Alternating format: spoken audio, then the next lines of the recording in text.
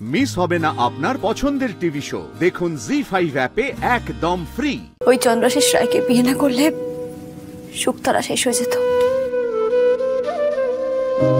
এতগুলো মেয়ে, এতগুলো পরিবার সব পথে বসতো। শুকতারার কোনো ক্ষতি করবে না, তাই অগত্যা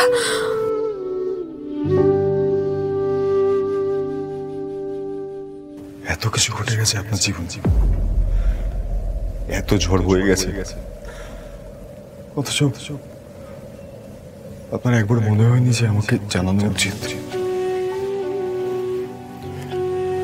আপনি কেন এরকম করেন বলুন তো শ্যামলী? কেন করেন আপনি এরকম? সেদিন রাত্রিবেলা সমস্ত ইগো ছুঁড়ে ফেলে দিয়ে যখন আমি এসে বলেছিলাম আপনাকে যে আপনাকে ভালোবাসি, আমি খুব ভালোবাসি আপনাকে, আপনি বলেছিলেন সকালবেলা সবটা ঠিক করে দেবেন। সে ঠিক করে দেন নাম করে আপনি বাড়ি থেকে চলে গেলেন কেন? স্যার, আমি চেয়েছিলাম স্যার আপনার ওপর দিয়ে তো ঝড় কম যায়নি।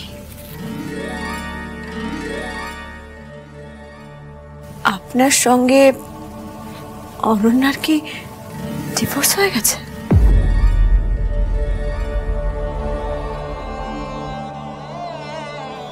আপনি জানলেন কি করে?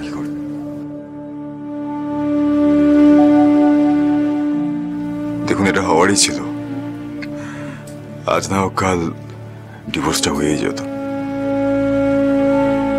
অনন্যা ডিভোর্সের পেপার পাঠিয়েছে, খুব তাড়াতাড়ি সমস্ত কাজ কমপ্লিট হয়ে যাবে। কিন্তু শ্যামলী, এখন এখন এখন এসব কথা বলার সময় নয়।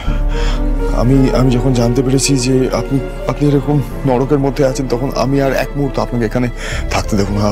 আপনি আমার সঙ্গে যাবেন। আমি আপনাকে এক্ষুনি এখান থেকে নিয়ে যাবো। আপনি যাবেন? সেটা হয় না, সেটা সম্ভব নয়। আপনি আর এখানে দাঁড়িয়ে থাকবেন না। আপনি যান স্যার। শ্যামলী, আজ পর্যন্ত আপনি যা যা বলেছেন আমি সবটা শুনেছি, রাদার শুনতে বাধ্য হয়েছি। কিন্তু আজকে আমি যেটা বলবো আপনি সেটা শুনবেন। চন্দ্রাশিস রায়ের আপনাকে যেরকম ভাবে নরকের মধ্যে রেখেছে, আমি বুঝতে পেরেছি বিয়েটার কোনো ভ্যালু নেই, কোনো মূল্য নেই। আমি এই মুহূর্তে চন্দ্রাশিস রায়ের সামনে দিয়ে আপনাকে নিয়ে যাবো। কেউ আটকাতে পারবে না আমাকে। দোহাই স্যার, দোহাই আপনার। আমি এমন জালে ফেসে গেছি স্যার, এখান থেকে আমার আর মুক্তির পথ নেই। এই বিয়েটা ভেঙে গেলে শুকতারা শেষ হয়ে যাবে। আর আপনি যদি ধরা পড়ে যান, তাহলে আপনি, জোড়াবাড়ি, এই গ্রেট বেঙ্গল ক্যাটারার সবটা ছাড়কার হয়ে যাবে স্যার। শ্যামলী, আমি আপনাকে ছাড়া তো আমি শেষ হয়ে যাব।